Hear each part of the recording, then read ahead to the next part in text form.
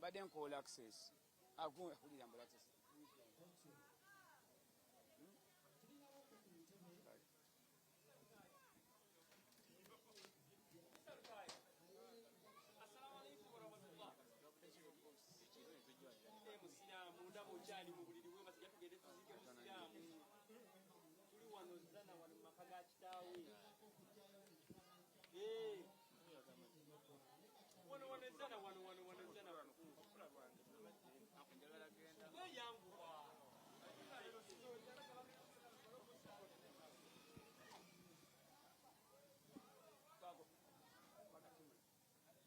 Chimula.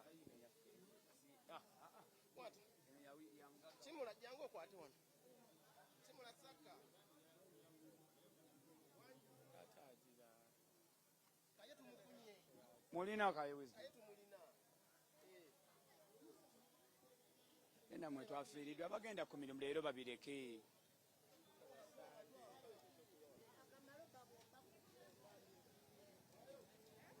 Kama nsonyiwa taata. Nsimi zikole ku kyoluguudo. Maiti ya muganda wange esobole okutuuka mu butuufu obusinga. Musajja ampa miliyoni ye mwana. Ana Isma Numa. Kaye nkimanyi tetusobola kuluma kusinga mmwe. Isma Numa. Omusajja gwe nakamala osamba naye omupiira n'akwata miliyoni ye n'agituwa tewaliwo. Omusajja ne bangamba yafudde kankole ku kyoluguudo gwe sondeke. Soko telezo. Etuse kibuye. Kale. Aludde nnyo oyo wa maiti. Nzende kusta. Antu eno okugenda nga tugenda eriko kulaako.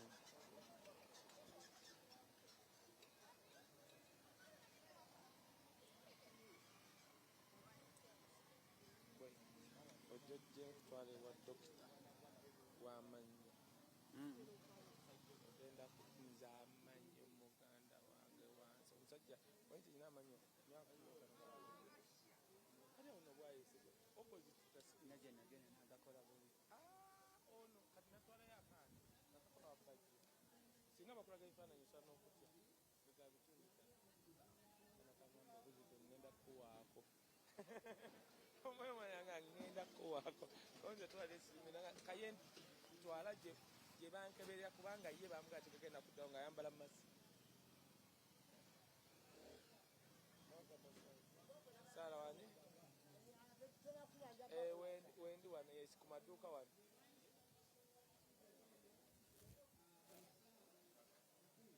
kakati jangu eno maaso ku maduuka wano wali Costa fena wetuli wano omukazi ali kabanda ku gundi emmanju eyo akavuyo twazedde eyo kati obukoowu tuli wano emmanju w'ennyumba muli mmanju w'ennyumba kale kamale wano abamutetedde naye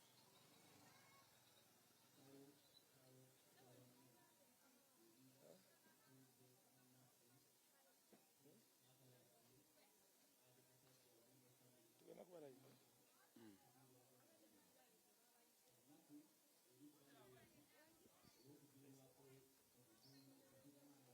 omujjanga njako enkofiira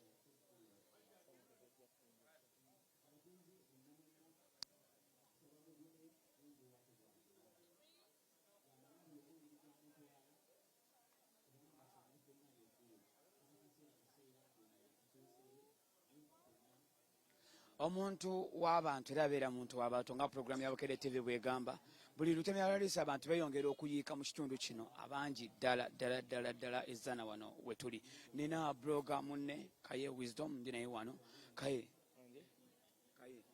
onjireko akakofiira abantu bakundabire bulungi ogamba otataata sigamba Isma yatukoze bubi yandirwadde ku myaka gye kale ne tumujjanja ku ndwadde z'obukadde oba biki byonna byonna byayagala naye Isma yatukoze bubi naye ngamba abantu nti nze nafuna omukisa nze najja okukola ne Isma mbadde deputy mu Uganda Bloggers Association naye nga sikyogera nnyo twategeka n'akalulu ako nakinyumiriza abantu twategeka akalulu ako ne mwesimbako ne bampa abagenda okulonda nga bali 92 kakati nenzija nga nina abantu 92 nkujeza abantu bange akalulu kagenda okuggwa ng'abalonzi babadde 2 oba 3 mu bameka. Engamba Isma abalonzi bavudde wane nekyanga ngenda okulaba nga yakulembera okulonda nga bamutadde wali chini ya ulizi somewhere ku lunaku olwo ne baleeta looya n'ebigajuwo sebo Isma ne bamuteekako naye ng'abalonzi bali bisibe 2 mumeka ng'ati ansinzeko kamu kagama umanye wesimba n'omuntu we n'alema obanga yesibiddeko bomwe kakati ne beyaleeta omwesimbako ati sibajja abantu eruze ne bajja balonda naye ne beyaleeta yansingako kaca of course ne wabaayo ntegeraga nemba deputy we kati awo Katonda nampa omwaganya okujja okutegera Isma abantu gwe batamanyi muba blog abadde ne office into office amwezitula yes kakati labayo nabazza ku market simanyi because of it street something ekizimbe mbale kigenda nga munga kipya era minister oyo bali omusi bebamu ku bantu wa computer na bitya of course kati abamu nga tuyina gye tukolera naye nga abaana abamu abagala okuyiga blogging internet na bikoze ebita byonna nga weebiri njagala okwebaza government ku ekyo Isma mbadde muyita Big Eye natambulako ne Big Eye ne tugenda eyo ennyonta ng'etuluma omuyimbi Big Eye oyo n'agaana okunywa omwenge nakyewuunya nga n'ennyonta ekola ki nendaba Big Eye oyo nga muvubuka anyirira akola ki naye ng'ayina eddiini Isma ng'oggyeko be mubadde mulaba mulabyeko ng'ayagala eddiini ng'asaala ayina bitya oyo omusajja gw'olaba era yaŋŋamba Kaye nejjusa mu bulamu bwange video gye nakola eri oba yali ggulu yagamba abantu simanyi kiru bitya ne mugamba gambe nanga njejjusa kati omuntu ffe ab'ekkanisa nze akuliddeko mu kanisa siri mutuukirivu nnyo omuntu wanga nejjusa segeza oba omulekedde Katonda we kati nze ani asobola obutamusonyiwa olala naŋŋamba Kaye video gye nakola ku mwana wa His Excellency Bobi Wine wo Solomon yali entwala naye kimanyi Kaye Katonda nze njagala okusinga gwe ne mugamba atya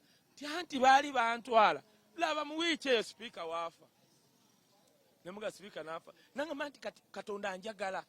kati Isma nga ye muntu akola ekintu najje n'akwenenyeza era nga nze mita Big Eye oba kamiliyoni oyo mulaba ajja bweti neyenenyeza omuntu yali afukamiddeko emirundi 3 nga yenenyeza Bobi Wine ne ku stage kati kyengezako gamba yes abantu babadde balaba Isma ayogera naye waliwo obulamu mwe bwe mutasobodde kulaba kyenkugamba nti abadde munnaddiini musiraamu nno ebyaddala abadde yejjusa ku nsobi z'akoze naye ngambye abantu amaanyi agamu aga President Museveni agamanyiddwa President Museveni is so tolerant ye musajja agumiikiriza ekyo ekintu ngamba nnyo nakigamba Balamu nti gamba abeemuke n'abalala bayiga amaanyi ga President Museveni ekimu ku maanyi ge bugumiikiriza President Museveni ye muntu agamba nti banaye munvume kasete muvuma mukyala wange ne tumuwa tuba tuli awo naye n'atuwa n'atuyita swine ne tugenda bwe tutyo Uganda eno tubadde tumanyidde okwegumiikiriza nze mbadde nkola ne Isma nga nkimanyi weenaale nga nze ndi wanup nze ndi an official spokesperson wa family ya Bobby officially era nga akimanyi we agree to disagree however njagala ogamba abantu Uganda eno ffe tukulidde ku musingi gw'empisa gw'obwakatonda naye ekizibu Uganda kyeyina tuyina kati abasumba nga kibabuulira ku butuuti mukyala wange mwagala asimanyi ono akola bwati yalwala ebikulukuto babuulira visa genda mu Amerika n'ebiringa ebyo sate ffe enjiri gye twawulira eyatunyweza yali bweti kujjukiza lunaku lwoli tunula mu maaso ga Katonda mwesimbamu baatubuulira abo ba Alex Mitala abo bakayanja baserwadda enjiri gye baatubuulira kutuyigiriza ntisa ya Mukama natuyigiriza kino nyina kino kyendeeta natuyigiriza kino nti waliyo sitaani ne Katonda waliyo genda n'eggulu njagala okugamba abantu abatta abantu waliwo olunaku lw'ogenda okuyimira mu maaso ga Katonda ng'omwesimbemu akubuuza ebibuuzo nze nagambye abantu era njagala okigamba abantu abandaba nze nyina akaana kamu nakakebesa DNA nze buli wenkeera nejjusa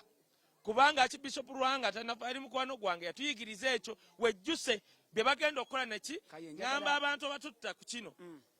nze tuddeyo ku bulamu bwa Isma nedda ngenda kuddamu kammale akange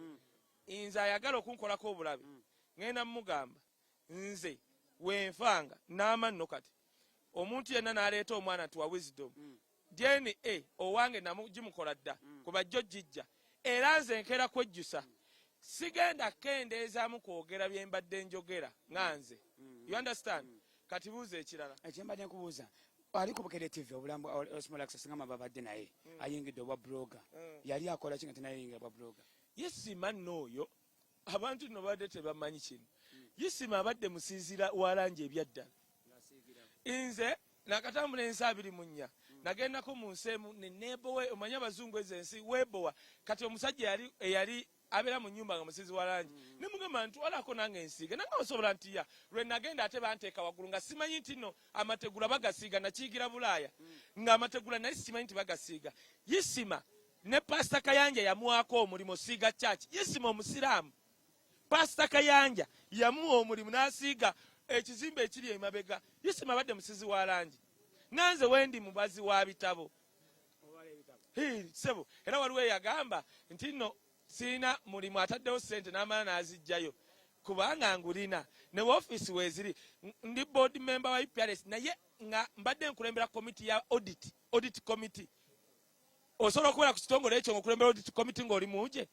kakati Isma obulamu bwe bwebo abadde alina omulimu tu Isma abadde asasulwa companies okuba influencinga for example era nagambye abantu entertainment industry esaliddwa nnyo Fred Sebatta yayogera ekintu nga radio yafudde era ababukedde bano baali bamu interviewinga n'agamba bannange radio tugenda mu muziika naye gwabadde ayimba naye simanyi wagenda sigala njagala obba